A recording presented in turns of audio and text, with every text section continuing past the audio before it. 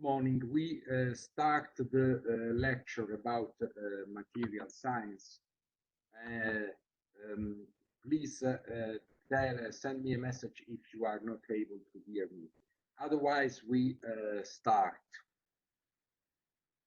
You may remember that last time we stopped our lecture by talking about oxetic materials. Oxetic materials are the materials that have a Poisson's ratio which is negative, up to minus 0.5. That means that if they are pulled, they, instead of stretching, they tend to inflate or to bend in different ways. Without going very much into details, one of the facts that we need to clarify is that oxetic structures, which is a quite large field of investigations into materials, are inspired by nature. And they, so to start with, the approach is that they are cellular materials. Cellular materials with, in general terms, concave structures. So the cell has got some concave sides, some concavities. In other senses, after that, they can be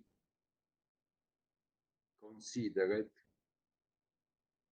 as composite materials. Well, there has been quite a large amount of investigation about the fact of producing oxetics as composites, not necessarily cellular ones, but where the oxetic characteristics are declined in other ways. You may see the star-like ones, the counterposed arrows ones, which are still cellular ones, but this can be realized also by the interposition of two different ways of reinforcing, for example, the composite, different reinforcements, two different fibers also in some cases. One fiber which is more stretchable, like rubber, the other one which is more rigid, stiffer, plastic one. And there is still a lot of investigation going on after about 2 decades on oxetic structures. Oxetic materials are kind of metamaterials. I was saying that the inspiration comes from nature.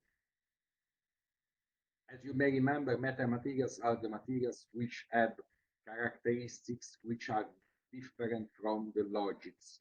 So we can imagine, for example, we imagine that if we pull a material, it will stretch, section will be reduced, and it will be damaged as an effect of that stretching. You may consider, for example, a typical examples are socks. Socks are heavily pulled when you put them on, when you wear them, and they stretch, and eventually they break because they are stretched a lot. Okay, and so you may imagine that this has a lot of possible applications. For example, nature applies that into flowers. Into flowers, there you have petals which have concave shapes, are tubes in some cases, but they are tubes with some concave sides or some concavities into their geometry. They are not circular, they are elliptical, and that ellipse, there is some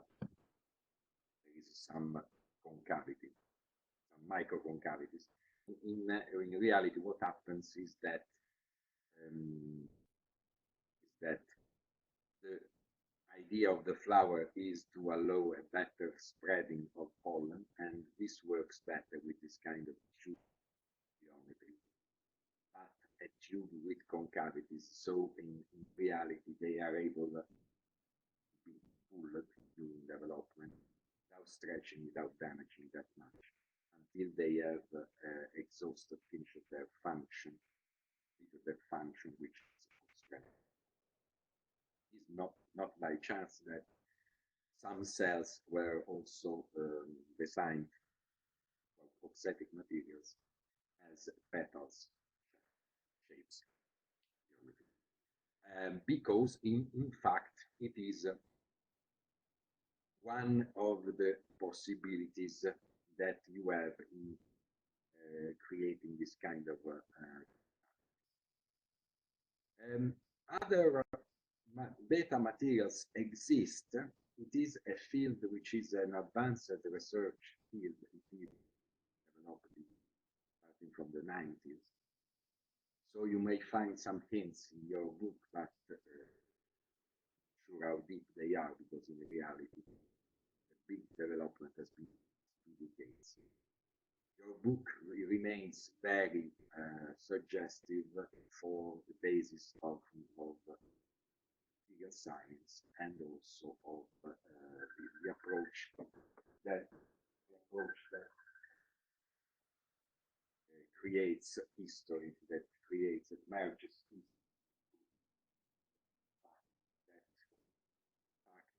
that material science has been developed starting from natural materials and from the original technology, where we started from the Odyssey. And in fact, at that point, there was just a basic technique. So it is still important to take into account what happens here. Other metamaterials are, for example, carbon nanotubes, which are much more popular, also in the wrong sense, but in the wrong sense because in some cases, some applications are proposed which are possibly not worth the cost of carbon nanotubes considerable. Carbon nanotubes are single layers of graphite atoms, and these atoms are called graphenes. And in fact, the same material is called graphene in a sense. You have this kind of hybrid sp2 bonds, and which, if you chemistry, basically you have orbitals which share their electrons, and therefore they are at 120 degrees from each other. Apart from that, what happens with carbon nanotubes is that you can possibly have also some offsetting properties with carbon nanotubes at a very micro, even nano, even below the nano dimension, because you talk about single atoms which are disposed in different ways, and in practice you can have some geometries which are offsetting or non-offsetting. You can have, again, you have cellular materials, carbon nanotubes, and you may have different possibilities, which in practice you define carbon nanotubes by the displacement that every atom has with respect to it. And these displacements are suggested, are hinted by 2 numbers, factors m and n, which in practice define all the dispositions which are possible with carbon nanotubes. You have these 2 vectors u and by the combination of these with the 2 factors n and m, you can have all possible carbon nanotube structures. One of the initial suggestions was the Fuller-N, which was a whole of 60 graphene atoms, and in practice This is interesting in geometrical terms. In engineering terms, it is much less because it tends to be um, quite blocked in terms of deformation and so on. So creates some vinculi, I would say, in terms of applications as well. Instead, you can be much more flexible than Fuller, and which retains its value as a theoretical approach by having these different geometries, which are defined. There are some extreme geometries, like the armchair one and that one, and you can see the different shapes of the shell. And you can have the chiral one, which is instead the general one with n and m. And that leads at different shapes of the cells. With the armchair and the zigzag one, you have also metallic characteristic. The interesting thing about carbon nanotubes is that they can be either metallic, so sharing their electrons, having a kind of sea of electrons in which rotate around, which flip rather than rotate around their materials structure lattice. Or you can have more generally non-metallic structure, so with less crystalline situations and lower the localization of electrons. In reality, you need to consider that metals, although in engineering terms metals are distinguished by non-metals, you can have also intermediate situations, not only by the fact that there are some kind of semi-metals like arsenic, but also by the fact that it's the same structure, just by modifying the cell geometries, can assume the metallic and non-metallic properties, or even intermediate between them, whether the part which can be less metallic, which in some cases is not. Some cases it's not easy to understand. Not easy to understand in terms of application. Okay. So having said that, we can carry on considering other possibilities, which are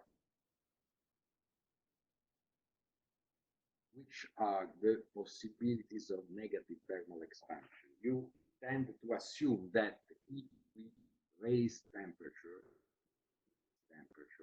then the material would gradually expand. In reality, this is not necessarily the case because there are some structures, in particular some minerals which have structures, some crystals which have particular structures, which allow them to, in some ranges of temperature, to contract instead than expanding by increasing temperature. This is of interest, and the first one which was investigated was zirconium tungstate. This is of interest especially for the transmission of signal. You can, for example, extrude these materials, though it is not very easy, or possibly you can cover glass with zirconium tungstate layers of zirconium tungstate and lead to different modes of transmission signal to increase the another crystal which had got this property site, which is copper chromate. And as a matter of fact, there are a number of other minerals which have a tetraphosphite-like structure, therefore they allow this n.6 properties, so negative thermal expansion. Okay, and having said that, we need to see that this negative thermal expansion leads to other consequences. The fact, for example, that you can have optical metamaterials. Again, you have the importance of oxatic and other metamaterials is the question that you change your properties also by changing the dimension. This is very clear in carbon nanotubes, because if you have a carbon fiber, you don't have any properties as related to carbon nano, don't have any material. You decrease the dimension up to the nanometer, and you can consider that different things happen. This is what happens with opal. Opal has got a strange refraction of light, even at macro dimensions. Strange in a sense that you may have the variability of the refractive index from part to part, which is of interest but not particularly applicable, because if you have a variability across the same material, is not, in engineering terms, it is not sure it will work with something. It's very unlikely that you can control a material which has these properties. Instead, when you go to very small dimension, if you cut basically opal nanometers dimension, then you have the kind of super lenses.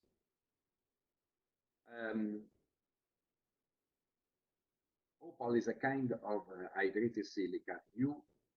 Our limit in technologically are the capacity to cut this kind of ceramic, very tiny layers, micron thick and less.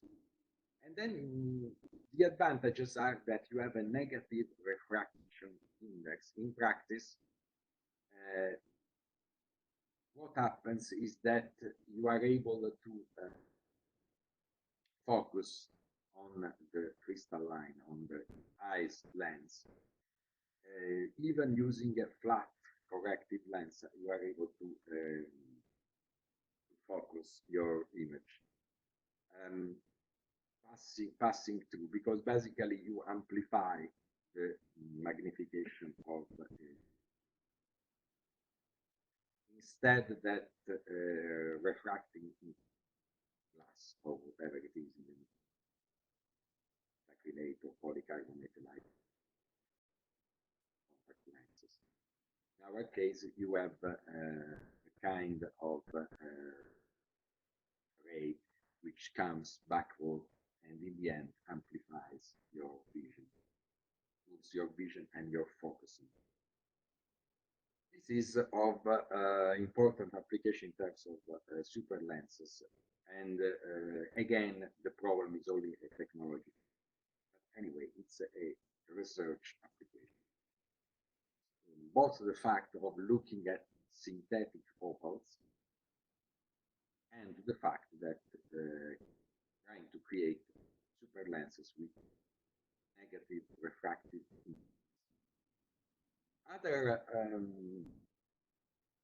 things could be said about this. I would like to be clear. I already said it.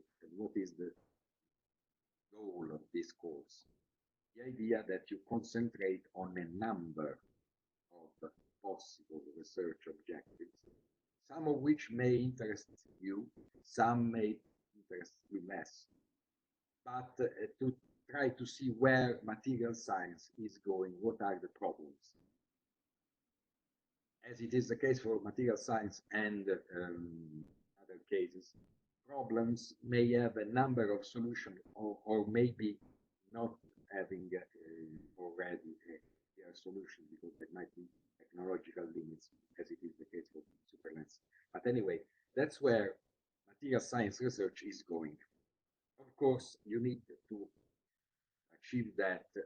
We are mixing some very new things with some traditional things because you need to know some basic material science. Although research is carried on also on traditional fields like investigations on steel. Yeah, steel investigation, steel. We're making many investigations on steel, for example, in the way that steel is modified with temperature by thermal treatment or by alloying. So don't be mistaken by that we mix very new applications with old. So I could define them all once where still a lot of investigation. Negative refractive index leads also to electromagnetic metamaterials, means that at some frequencies, that are not in the visible, other frequencies therefore not in the visible, you can have a magnetic permittivity and the electric constant lower than the one of void. So in practical terms, you can repel electromagnetic radiations at that frequency, interval of frequency. You can shield rather than transmit, you can shield. It is important to have shielding materials or some kind, because you want to, for example, to only to emphasize some kind of frequencies, and you want to shield instead other levels of frequencies. There has been a lot of investigations about that, the so-called infinite metamaterials with copper spheres in a polymer resin. Copper is the principal, is the main conductive metal, although gold and silver are more conductive than copper in most cases, but they are more expensive, and in fact they are limited to very tiny circuitry. Most applications are made with copper. Gold is also dense, then it weighs more than less than 3 times, 2.5 times gold does. So in practical terms, better to use.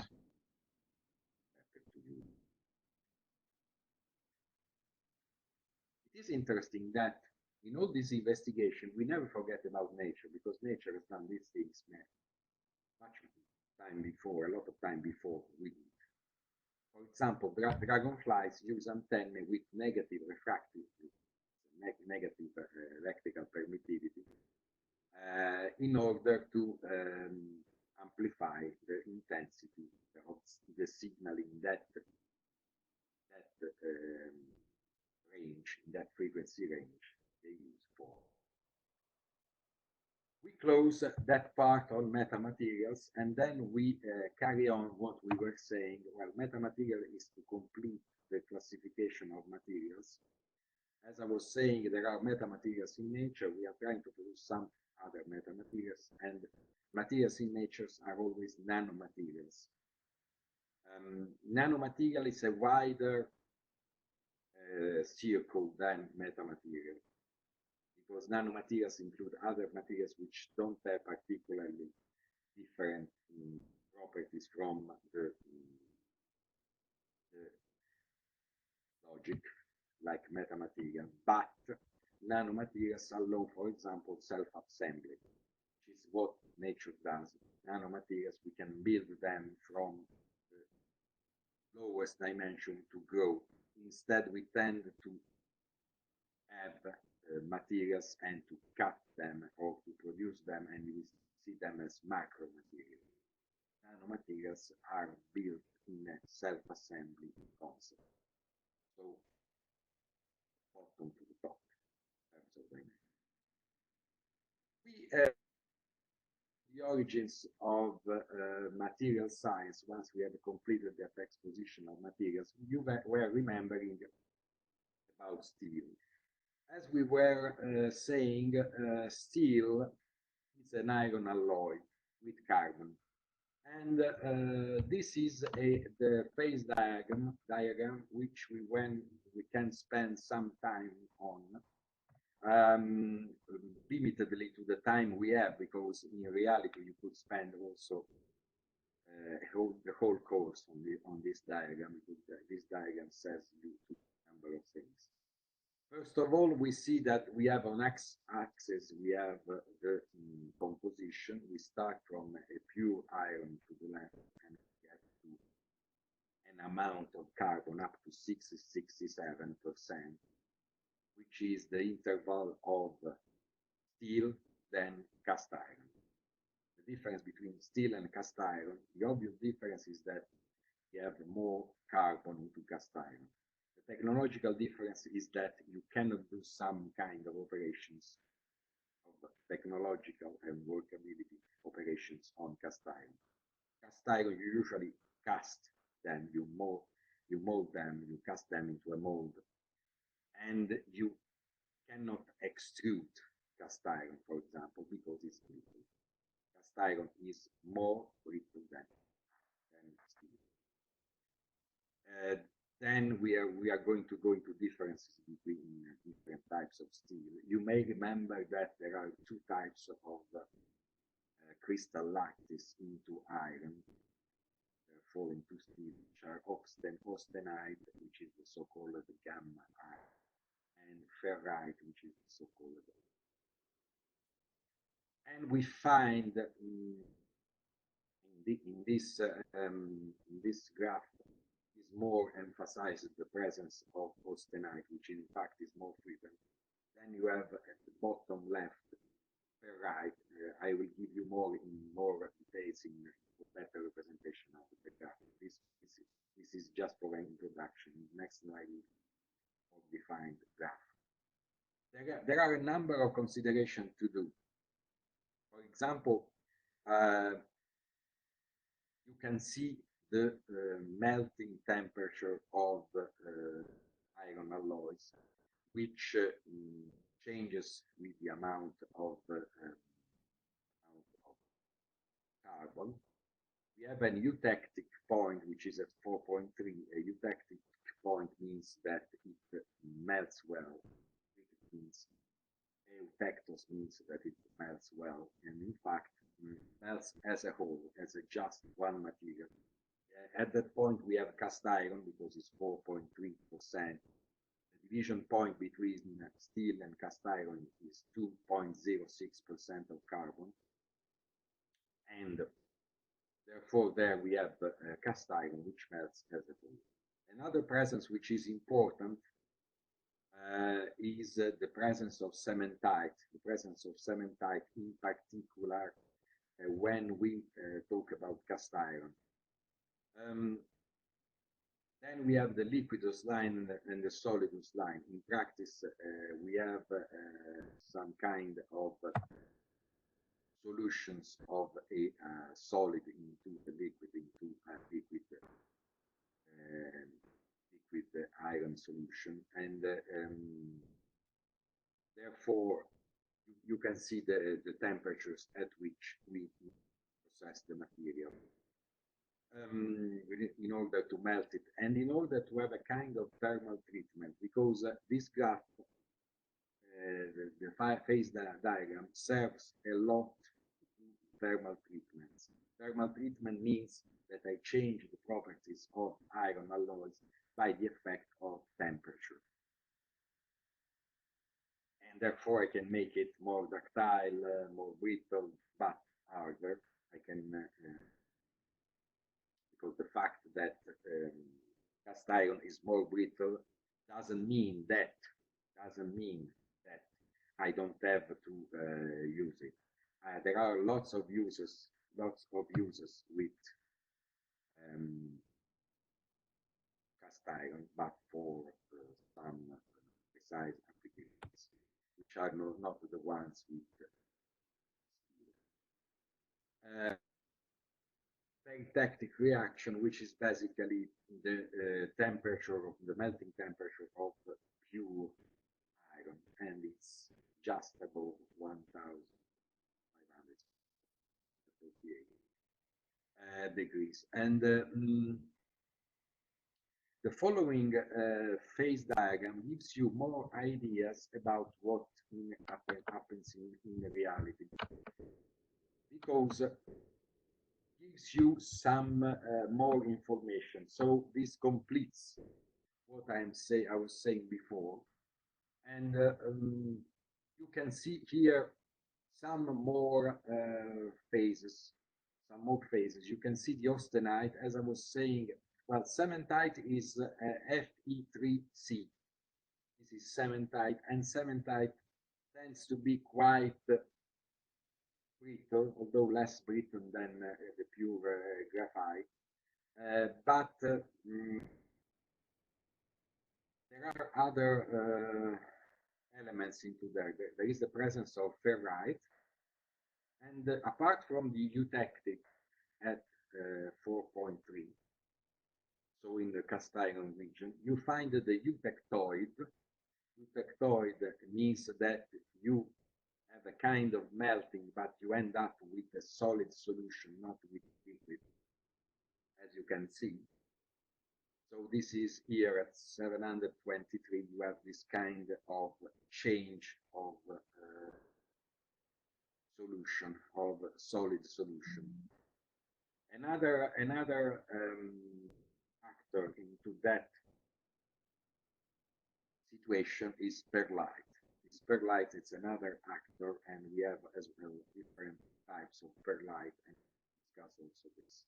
Another question is that austenite disappears above 4.3, and you have another phase which is called the ledivurite.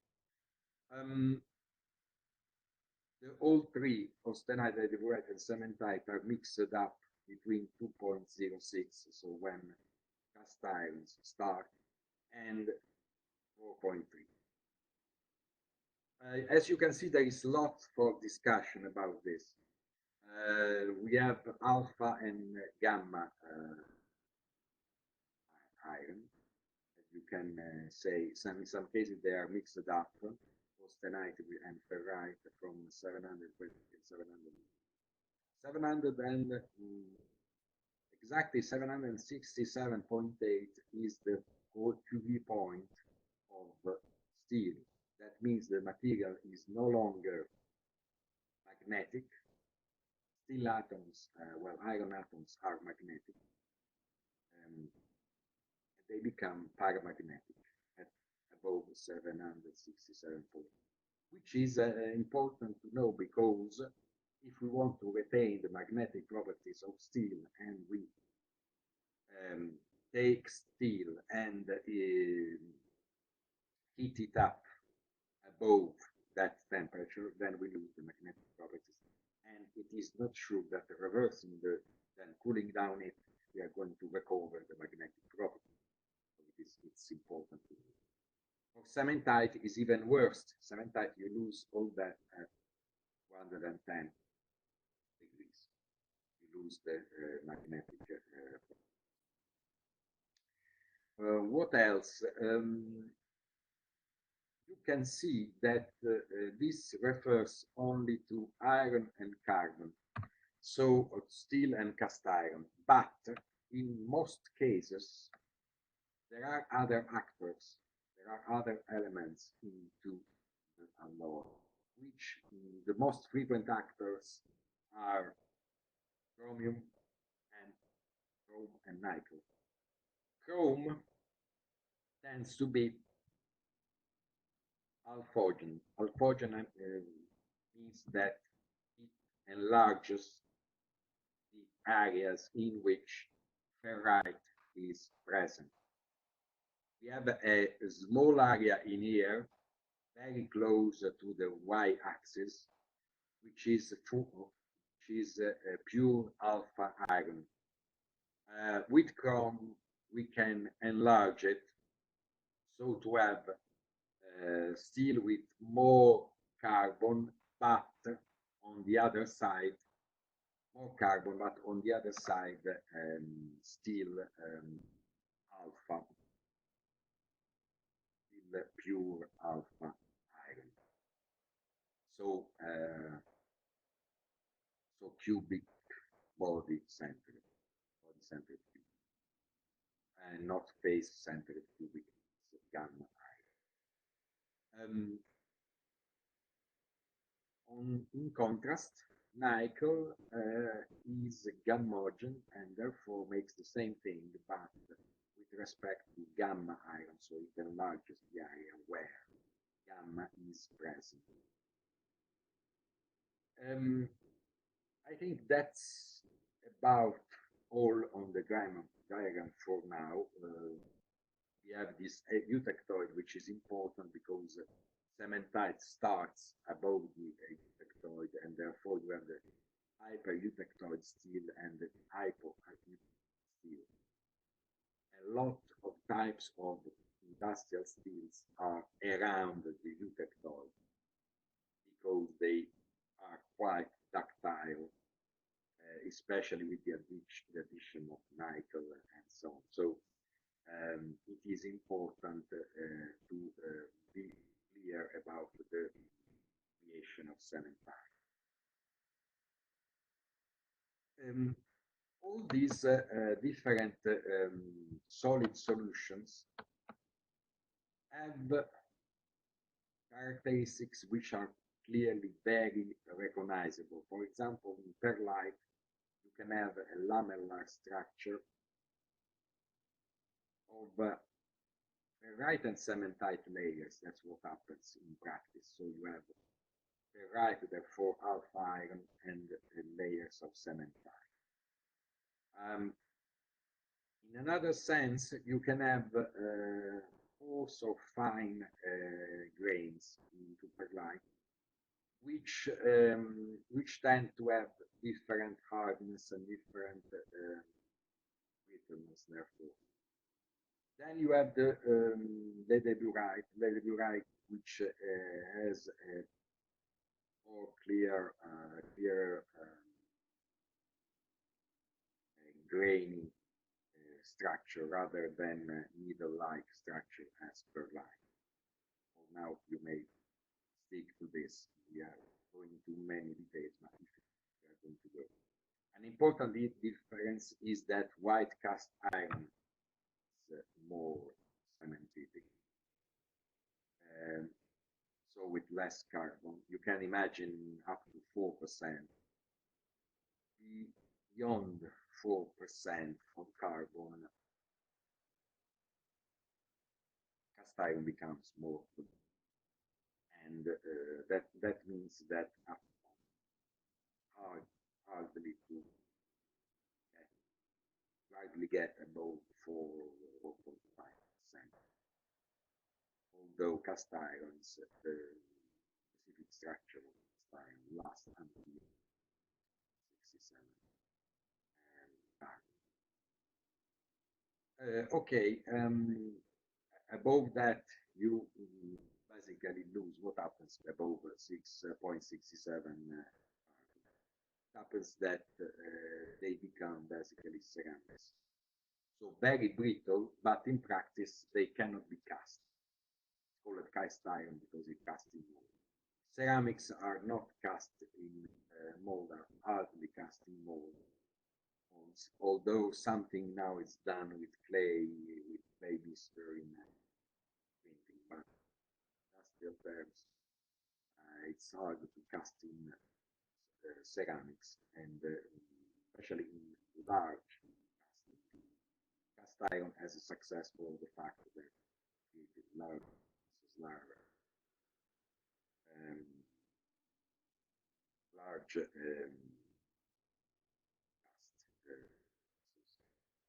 like you can imagine even a press, a very large press cast iron, with very considerable weight and so on, very considerable thickness.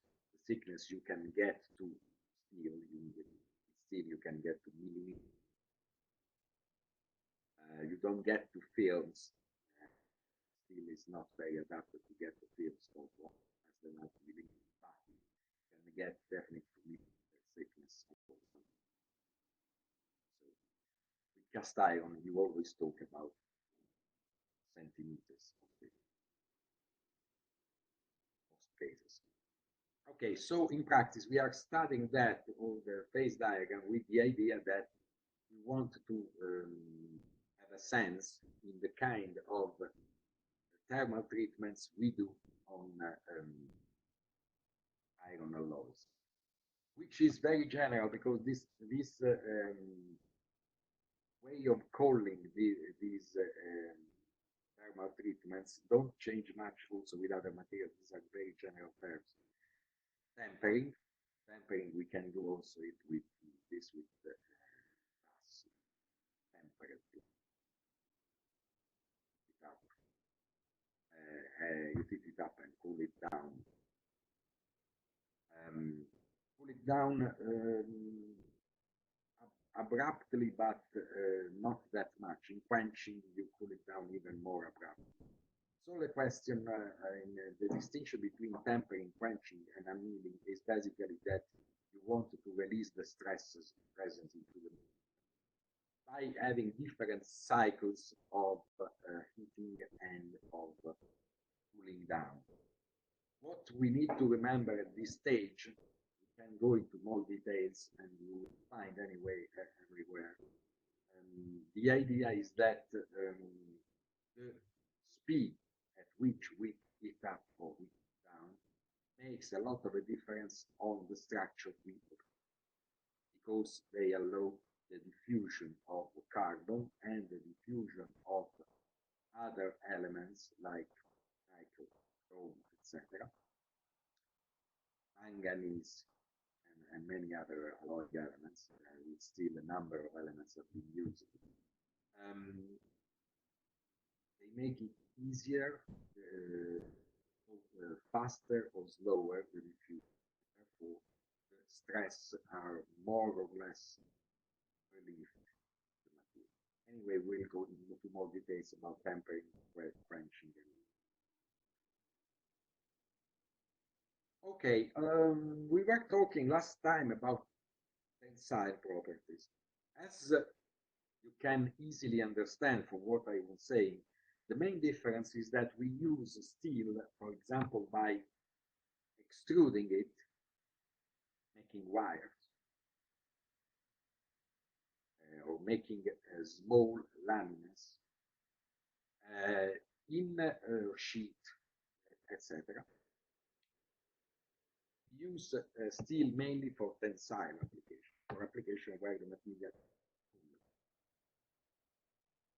whilst we use cast iron to cast it, and for application where the material is expected to be compressed, as I was doing. The example I was doing at the press for steel works made in cast iron means that press means to be compressed.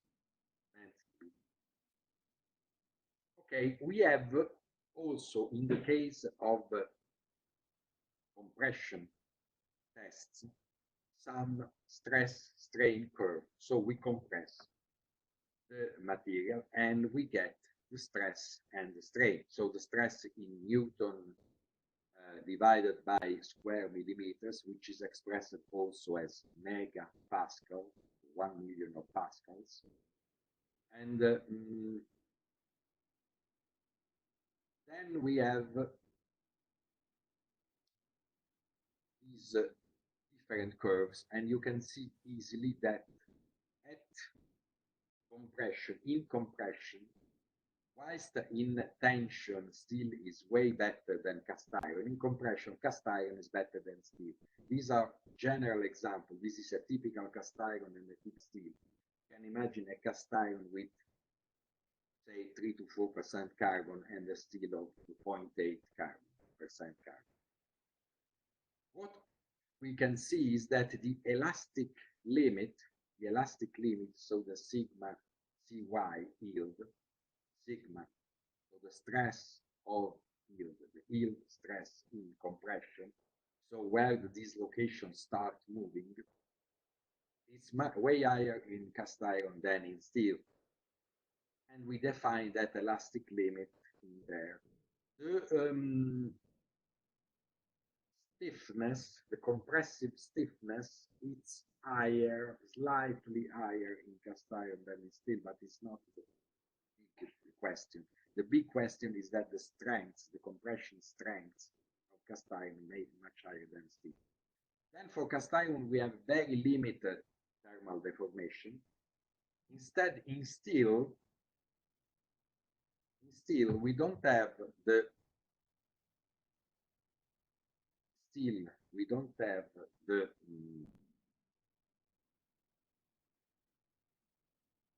have a limited plastic deformation. We have something else. We have, remember in tensile properties, in tensile test, we had necking. So the section was reduced. In compression properties, we have bulging.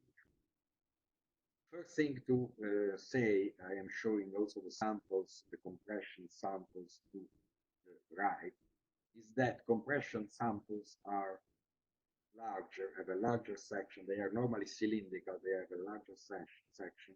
If you want, they are fatter than, bigger than the tensile samples, which are thinner, which are dog bones also. Here we have cylinders which tend to bulge with compression, so they become shorter and fatter. And in the end, they break at 45 degrees. We have a typical breaking at 45 degrees. Here you can see the fracture of the gray cast iron, so a cast iron more than 4%, around or slightly more than. Then we have steel and aluminium. And you can see that you have always the fracture at 45 degrees, which says one thing, that the angles therefore is 45 degrees, which says to you one thing, that whilst the tension can be considered to be constant around the area which is full sample, here over the section is not constant. Compression is not constant over the section, because in practice you are the extreme parts which are more loaded, suffer higher load, so in the end you break in this way. So you have higher in the part, the lower part of the fracture section, which are more, and the central part is less low. And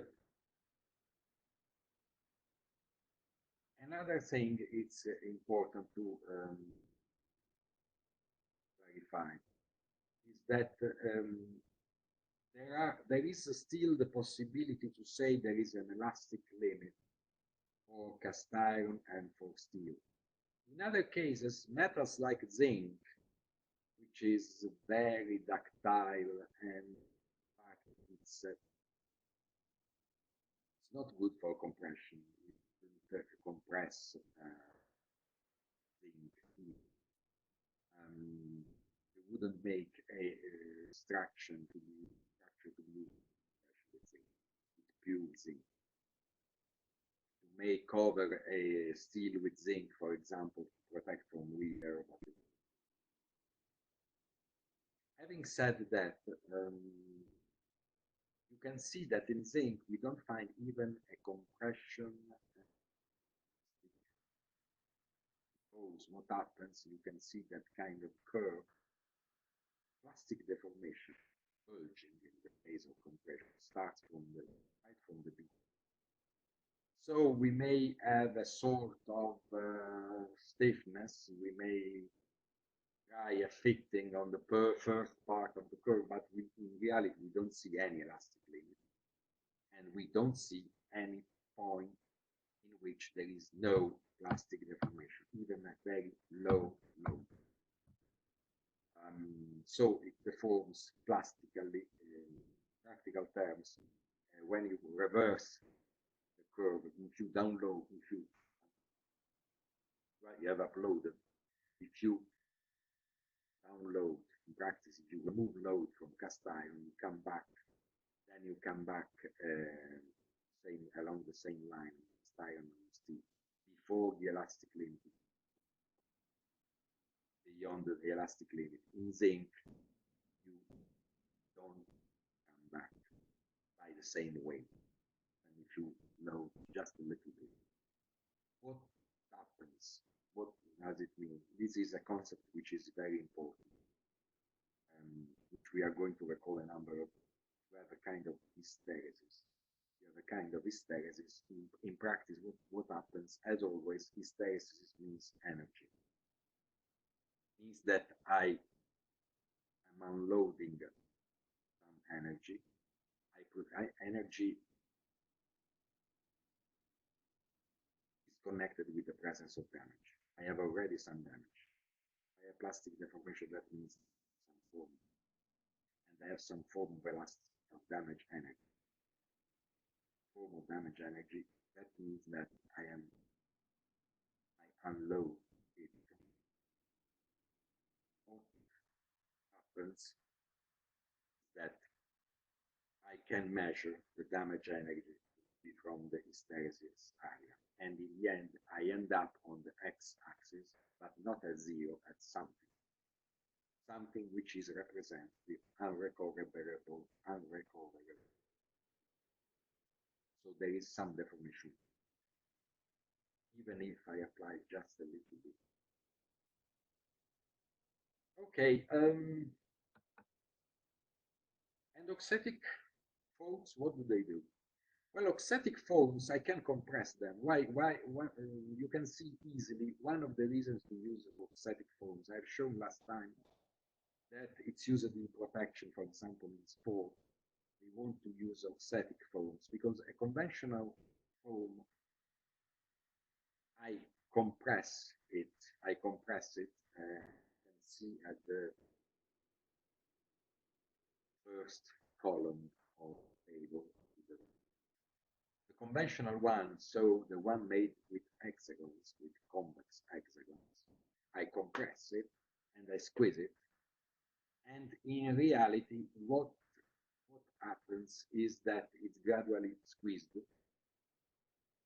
in a very repeatable way, kind of vertically. In other cases, what happens that is that I have an hardening. It becomes a very hard structure.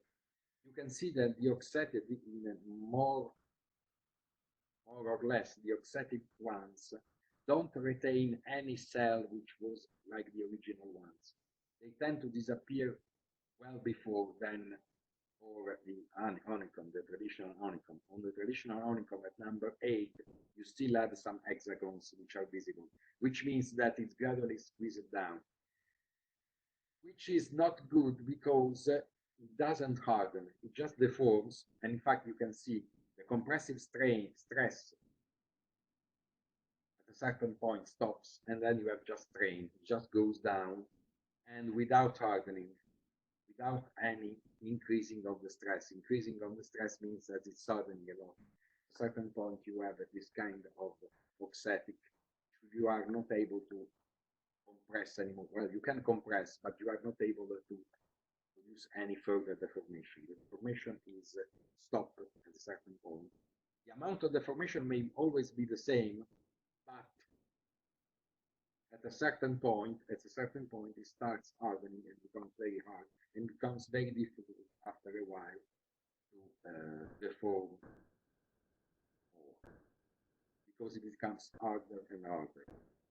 That means that, of course, there is a question of designing. I would like to have a strain for hardening, which is compatible with the protection needs. In practice, I need to have a thickness which is sufficient, the thickness of my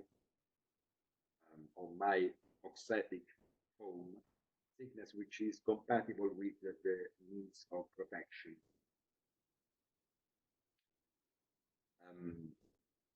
So This is one reason to use the offsetting.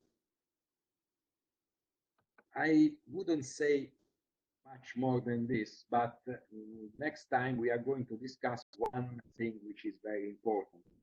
As I was mentioning before, the diffusion.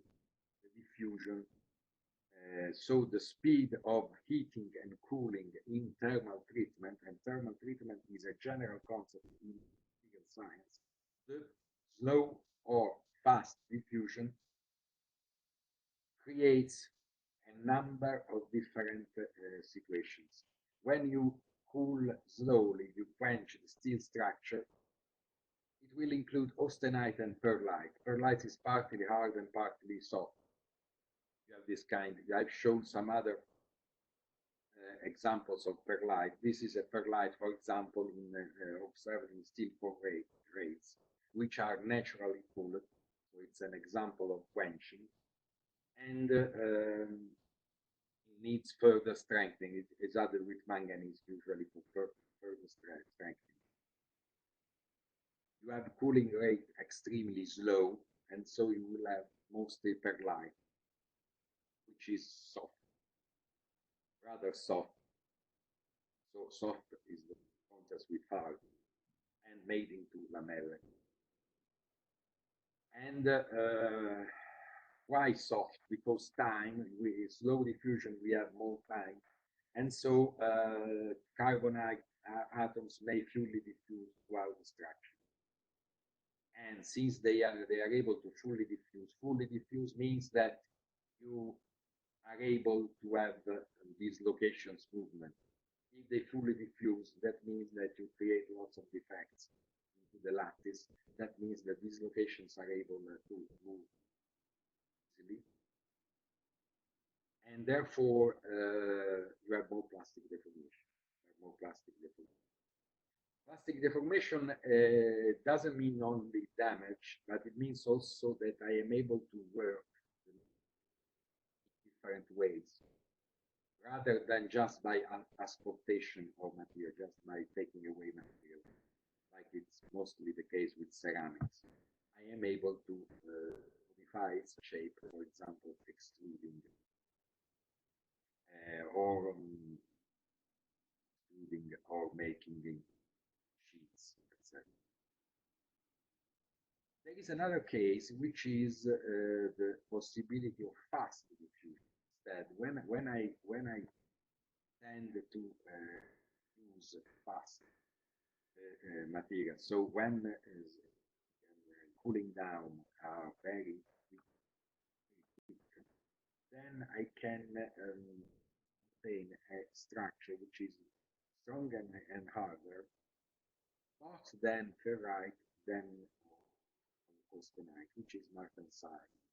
Martensite, which is not a, remember that martensite, which means a tetragonal structure, an elongated structure, in different positions. These are the two extremes, but in general terms, you can see that the tetragons are oblique to one, are oriented to an angle, and carbon atoms are trapped, more trapped than with perlite, which means that I have lower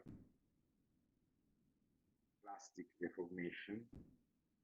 Remember that I was saying that martensite, the occurrence of martensite is not only typical of steel.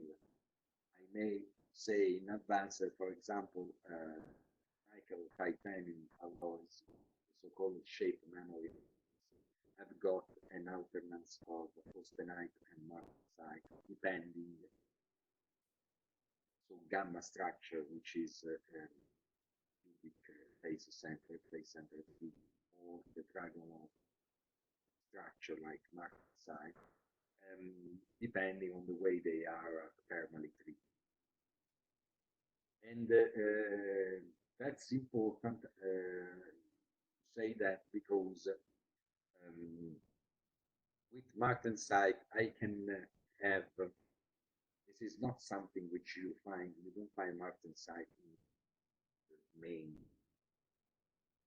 because you find martensite find this kind of tetragonal structure only as the consequence of permanent, and therefore we will have a time temperature transformation, time temperature diagrams, which will include the conditions in which martensite, therefore very hard, and the like structure with current structure can be formed. We will discuss this during next lecture, which is going.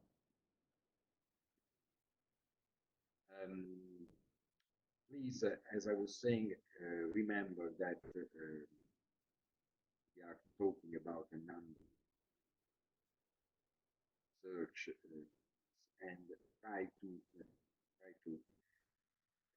see what makes you curious about science research. As I was saying, we have mainly discussed about steel, which is the material closest to the iron. Then we need to go through other kinds of materials,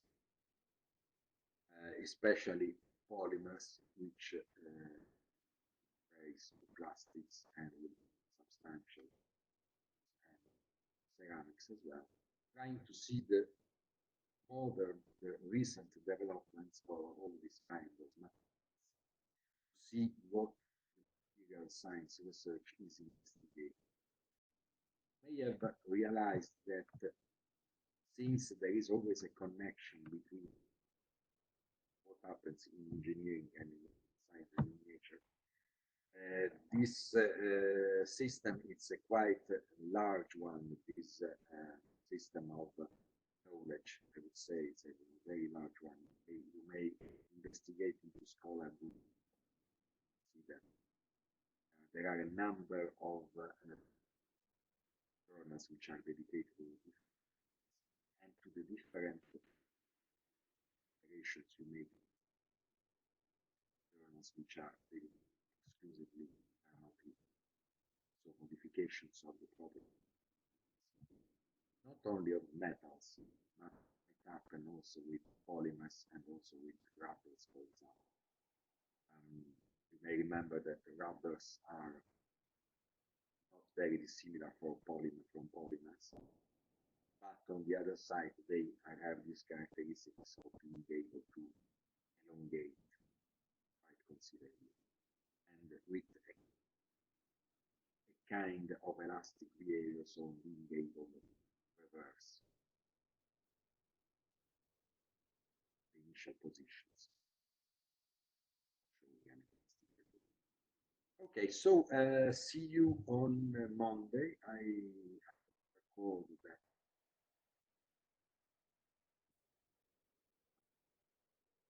slides will be on my web page. Okay, so have a nice weekend and see you on